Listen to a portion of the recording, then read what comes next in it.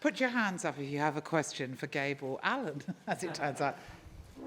Yeah, well, while they're thinking, we did have a question. So this is on the dairy side, and it has to do with being able to supply the needed protein to the lactating cows, from a grazing situation. I think I've got that right. While increasing milk components. While increasing components and making sure that you have the fluid milk production that you need. So we work with quite a few dairies. And as a matter of fact, our dairy work is expanding very rapidly. And so the vast majority of these dairies have either already transitioned to grazing or are doing so, in the middle of doing so. And we have seen dramatic turnarounds in profitability and the ability of those dairies to be able to, to function from a health standpoint, on and on. So here's the deal. What we think we need relative to protein, to energy and so forth, and how we have thought we have had to graze in the past. Keep, a lot of legumes, a lot of clover, alfalfa, whatever, in the fields, and everything highly vegetative, right, to be able to get the protein. But the problem is dairy cows also need energy. And when we have a lot of protein, we're not going to get the energy. So it's about a reasonable balance. So the key is, you remember the video I showed with one of our dairy clients here in Minnesota, and he was turning his cows into some pretty tall stuff, okay? The key there, folks, is diversity and microbial biomass, microbial function. If you build diversity into these pastures, then that builds microbial function, that builds soil aggregate and all of that, and nutrient cycling. And with diversity, what you'll find is that you have, at all times, a low growing story, an intermediate growing story, and a higher growing story. Now, by what we thought we knew, and I'm saying this as a scientist, okay? What we thought we knew gets turned on its ear when we build diversity in biology. Because almost every bit of research we have done scientifically, unfortunately, has been done on significantly degraded soils in low diversity systems that are relying on a lot of external inputs and have very poor biology. So again, everything that we think we know is based on that. But when we build this diversity in there and we have this low, intermediate, and high growing stories, we alter both the growth curves of every single plant species in there. The rate at which each individual species, which we thought we knew when it matured, when it went reproductive, when we lost protein and all of that, is radically altered, okay? And the morphology of the plant is also radically altered. Remember this morning when I told you about, plantain as big as a platter and dandelion leaves this long and this wide? Everything about that plant has changed. And guess what? The protein content is also altered. So now even in those grasses that we thought were low protein and we couldn't get higher protein out of them, all of a sudden they themselves now also have higher protein. And then when you combine that with the forbs and the legumes in there, you've got this abundant buffet that now meets their needs. So the key is diversity, microbial function. And the animal then will be much better able to balance its diet. Yes. It'll have stable pH in the rumen at all times. It'll keep those, the gut microflora, it'll keep that more stable. It won't be this up and down. That relieves stress on the animal and allows for higher milk solids, milk components, and production. Okay. Any questions? Right over here. You have to hold this close to your mouth. I'm going to throw it. There. Are you ready? I'm dying to do. Hello. I think this follows on actually from that question. So we're doing 100% grass-fed beef. and just talk about that finishing phase to actually get the back fat and the intramuscular fat on the carcasses. It's the exact same thing. So what the nutritional profile that we need for lactating dairy cows to perform optimally is the exact same nutritional profile I need to put that intramuscular fat and back fat onto my finishing animals. So it truly is the exact same answer. Build the diversity, build the microbial activity and population biomass, and you will no longer have a problem. And the other added benefit, I was telling the last group that I talked with, the other added benefit of that is not only do you have better performance out of those animals and better finishing, but you have a far, far better phytonutrient-rich flavor profile. So they're better nutritionally, more nutrient dense, but the flavor is just outstanding. Let me add on that, because it's late in the day, I'll brag just a little bit here, but you can really alter that phytonutrient content and then use that as a selling point for your product. Okay, David Montgomery wrote a book, What Your Food Ate, okay?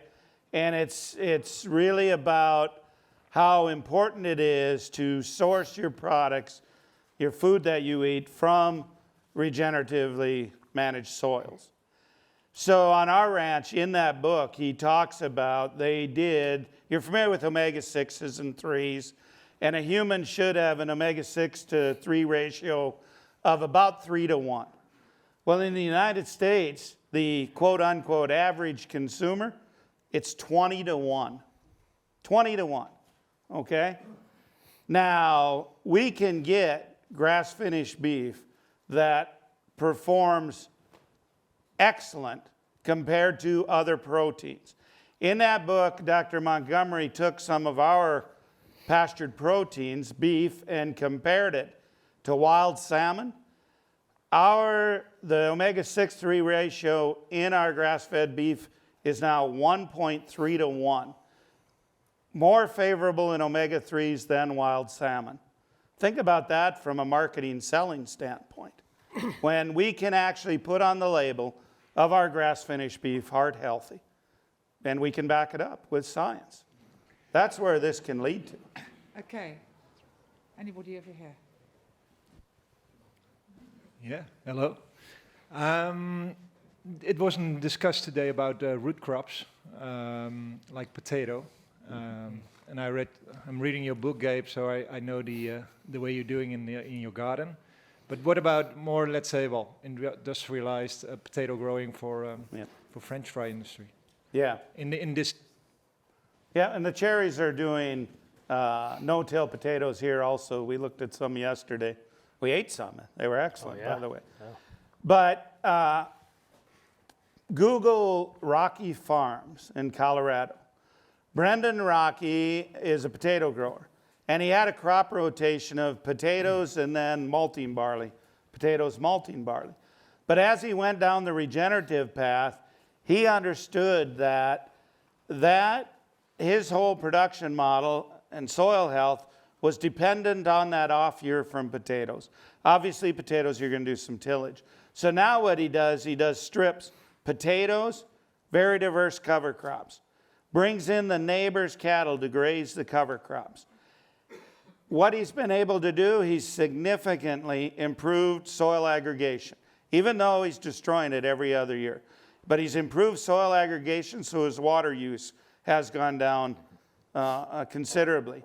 But also, he's eliminated 100% of the fungicides and pesticides. 100% elimination. And yields have increased. It's pretty fascinating. So it's all about a holistic approach.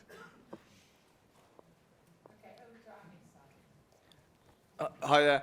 I think there's quite a few farmers in the room that maybe we feel we have an understanding of where we want to be. We've done the research, we've read the books, we've listened to the talks, tried to educate ourselves on what regenerative agriculture looks like. But we're in a position in our farming career or where we are today, debt levels, acreages, and it's finding the processes and the procedures and the ways to move from point A to point B while sustaining profitability and carrying on, growing our farms. What would be your top tip or first thing, your must-haves that we need to do, we need to get right firstly to move forward in that career? Thanks. So yeah, you want to determine your low-hanging fruit. I mean, where can I make decent, nutrient reductions? One thing is do soil testing. Where can I lower input costs? The big thing we talked a lot about is that armor on your soil. How are you going to start building armor on that soil, protecting that soil surface? And how do I minimize a disruption in my soils, the tillage? Start small, develop a learning curve. I mean, you guys are going to develop a whole new learning curve. I mean, your unfair advantage over here is you get moisture and cooler temperatures. Your unfair advantage is you don't get killing frost or killing freezes to terminate a lot of cover crops that we can do in the States. Some things I would look at. I mean, I don't know where you're at on the herbicides. Maybe there's some species like vetch and stuff that I can grow that have some crops in order to provide nitrogen. Yeah, I may have to knock it out with like a 2,4-D or a Banville in order to terminate it, but it gives me an opportunity to cycle some nitrogen to build some armor on my soil surface and to cycle some of that immobilized nutrients and remineralize that for the next production crop. Yeah, when Shane talks about low-hanging fruit, one of the things, human nature, is we want to make our porous field better. That's not the place to start. With our clients, where's your most productive field? Okay, that's the field that you can probably accelerate quicker. You can do proper soil testing, as Shane said, and you can start reducing inputs and realize a greater return from that. Start with your best areas first, because they're going to provide you the greatest return. We call those biological hotspots. So identify your biological hotspots, and we have identified what we now term the biological ripple effect. It's much easier to grow biology out than it is to create new biology in an area. So just like Shane and Gabe said, identify the biological hotspots and then grow it out from there. We've done it in the desert and many other places. It's just like if you throw a pebble in a pond, what happens? You get ripples. They're very close to the pebble initially, and they keep growing out and out and out. We grow biology the same way. Next question. At the back over there, Annie, and next. And then I think that'll be it.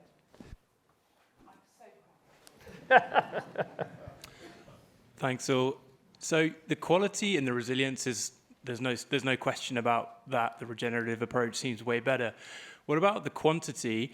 Have you extrapolated the quantity of your farms over what that would look like in terms of the total calorific output that the US, say, could produce? We'll take profit over production every day of the week. And then what I mean by that is we direct market our product, so we're getting a higher value. So for profitability wise, even though we're less volume, biomass per se, we're getting a higher value for the mass we're producing. But Go ahead.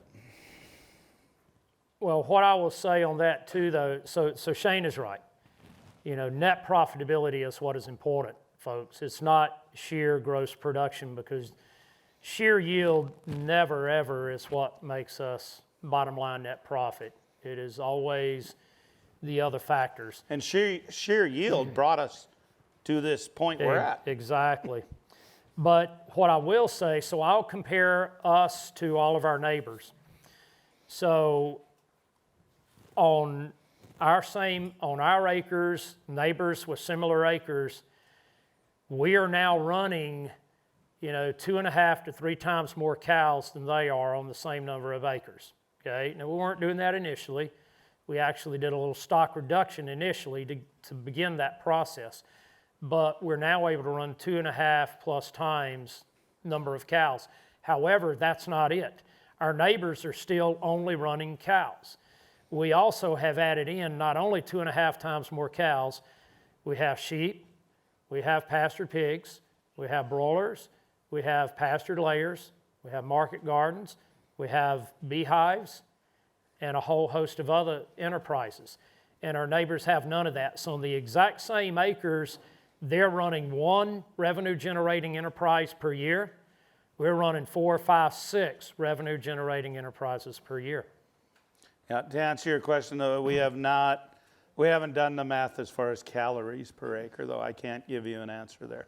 But it's considerably more. It's considerably higher.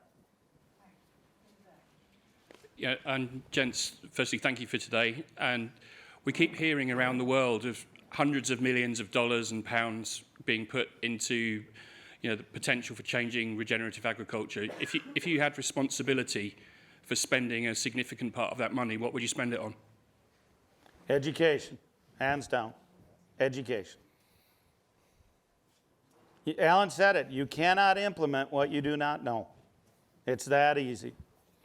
The United States has been very good at dumping billions of dollars, dangling that carrot out there.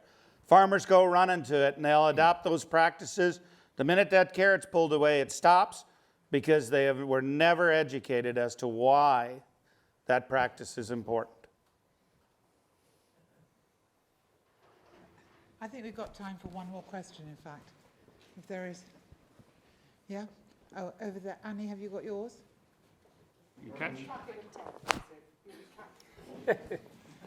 Thank you.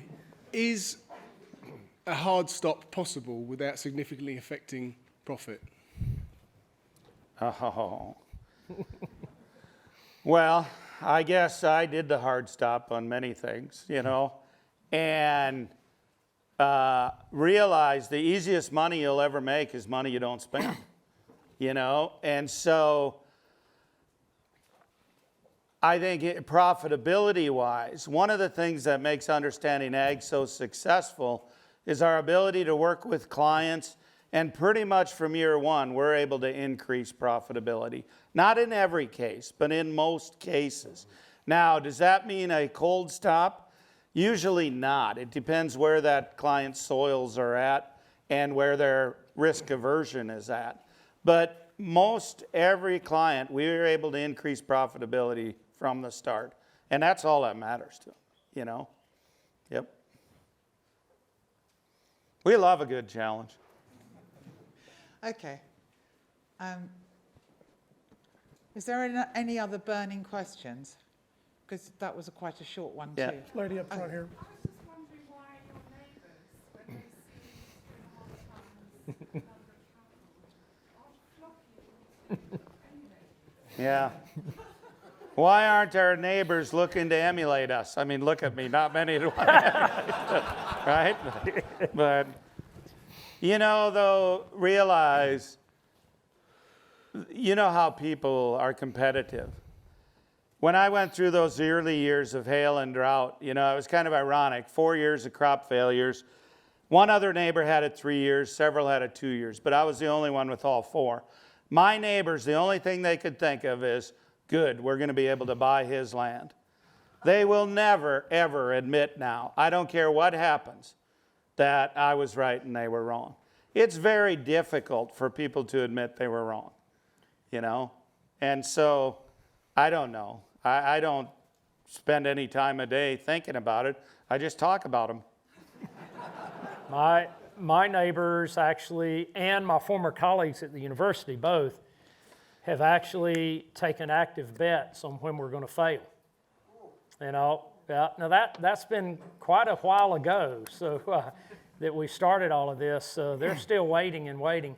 But I can tell you that all three of us, we host soil health academies on our own farms, and never once for any of us has a direct neighbor attended. Not once. Yep. But I will share, like in my part of the world, the introduction of cover crops from where it was at 7, 8 years ago, a lot of our acres now are cover crop. People have started mimicking. They don't want to ask questions. They want to ask me. I'll camp, you drive, a few miles around my operation. You see other neighbors now using polywire, tread and post, splitting their pastures or doing different stuff. I don't know why they don't stop and ask, but But They Shane don't. doesn't talk about his neighbors like Ellen and I do. My neighbors watch YouTube. Yeah. But to be honest with you, I just bought one neighbor's farm too, so. You did, that's right. I haven't got a microphone except for this box now, but I'd just like to say this has been the most fantastic day for learning for us. And thank you all so much for coming. And a very special thank you to all three of you for just being so inspirational and sharing so generously your knowledge and your time and your energy. And it's just been terrific. So can we give them a big round of applause?